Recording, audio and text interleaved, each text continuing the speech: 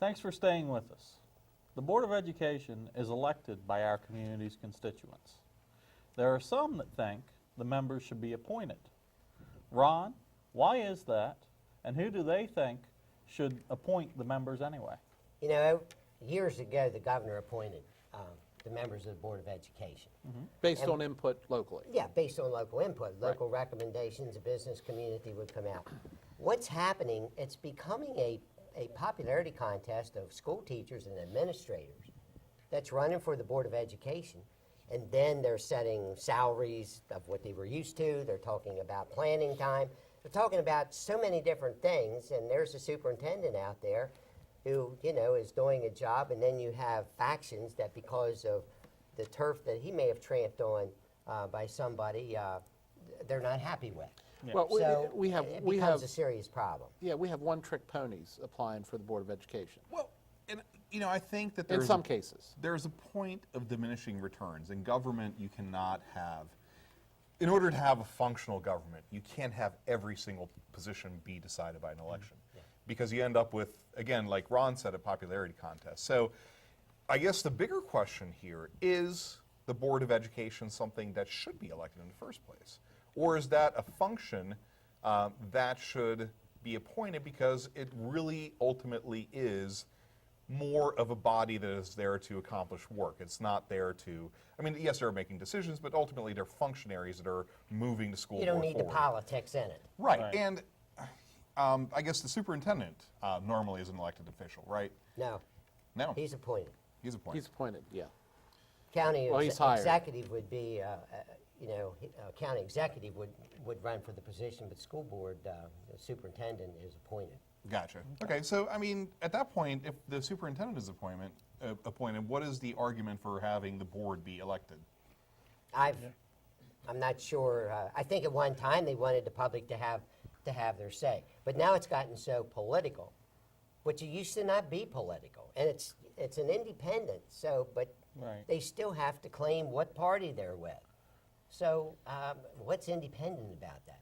So I'm not sure that we can't have a discussion on school board elections, Well, not being an election, but being appointed by the governor. You know, some of these things are cyclical, and I know I never want to have a cycle where we don't elect as many people as we can, because guess what? I think it's important for the citizens to have a vote on that. However, I think it's a very interesting concept, and I have talked to some people that I have a great deal of respect for in the last week or so when we decided to take on this topic, who support an appointed Board of Education for some of the reasons that you just said, and for the fact that he believes, or they believe, because there were several actually, that we miss candidates because they just don't want to go through the craziness. They Oh, yeah, don't I think want that's a the very last valid Board of point. Ed election was very crazy. And this Well, one's this one is not proving to be a shaping whole up lot to be, better. you know, I mean, and it's problematic. And the you know, the one-trick ponies that just want to get back at somebody, or that don't like Dr. Wilcox. And I am an unapologetic Clayton Wilcox fan, just because I think he's done good things in this community, and I think he'll continue to. But that's not the point. The point is that I think we need some teachers and some past administrators on the Board of Education. I also think we need business people, smart business people that are business savvy. When Dr. Wilcox was hired, one of the things that he said to the community that I think resonated, at least with me, is the fact that we don't need just the money from the businesses. We need the intellectual capital. Yes. We need to understand what their needs are, and we need to meet those needs. And the Board of Education, ultimately, I think you hit on a couple of very important topics, which is that we need to have a mixture of skill sets, right? Because we need to have the experience, both from the educational standpoint, because those are the boots on the ground. Those are the people that know what it takes to educate children and what all the various pieces that go into the bureaucracy of a school system are. Right.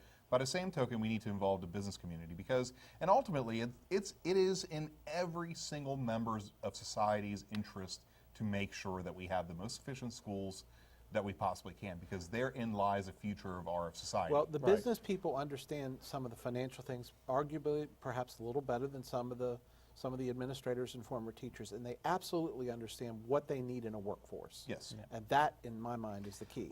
I'm not saying that I'm for an appointed Board of Education, but I will tell you, I would certainly like to do a little more investigation me, on it. let me ask this. So, and Ron, you might know this best.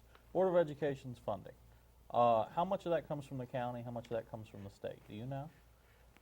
I used to know exactly where it was, but Okay. now whether, I wouldn't want to come up with Yeah. with an amount because But- I'm going to be wrong. Yeah. But it's a significant amount from the county and Yeah. from Right. the state. So- But at one time, every tax dollar raised by property taxes went to the Board of Right. Education. So the reason I ask that is because, so you've got, for example, the downtown educational hub that they were trying to push through, and you've got elected officials at the Board of Education fighting elected officials at the county commissioners, and, here now we've got two groups of elected officials going at each other. And if we switch that to, hey, you make the Board of Education appointed, then some of that conflict may actually end up going away because they're not going to be worried about, whether they're being, whether they're voting, or getting voted back in or not. They're just going to worry about what's That's best for key the thing. county. Of course, you go by the golden rule. Yeah. Those with the gold rule. Yeah. But here's the thing, I don't have any problem with people arguing over issues. I think that's what we're supposed to do. I think we're supposed to have two opposing views, and I Not think... just two opposing views, but multiple opposing views. Right, but I think you need to have all sides at the table and compromise. However, I think the one piece and the one thing that we're seeing in national politics, I think, that plays into this is when you have an elected official, or an elected position rather, it ends up in grandstanding, it ends up in setting positions, it ends up in picking a side and not budging, because those folks are more worried about the next election cycle than they are about fixing Right. anything.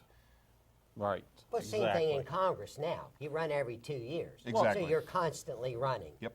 Didn't senators used to be appointed by a state instead of elected? I don't know about I'm that. not sure about that. I think very, very early in Right. history they were. Yeah. Um, So up until the that's- 1830s or 40s. I Right. could be wrong, but there actually was an amendment, I believe, that said that switched it that senators are elected instead. You know, the and other, they were appointed by the state legislature, I believe. Right. To Yeah. represent the state's interests. the other issue with appointed boards is one would think that perhaps there would be, the electorate doesn't always go for diversity. And with an appointed board, we might have more of an opportunity to put some more diversity Yeah. in the school board than we have currently. Yeah, diversity is crucial. We need diversity. So I don't know. Again, I don't know that I'm for it, but boy, it is an interesting concept to bat around. And Yeah. people have, especially those that I talked to that were affiliated with the school system at one point, have very strong opinions on it. Yeah, And interestingly, absolutely. the majority of the So- school system people that I talked to were for it. Interesting. Well, you're going to have the last word on that. So up next, a huge telling verdict in the most recent Freddie Gray trial. Please stay with us to find out.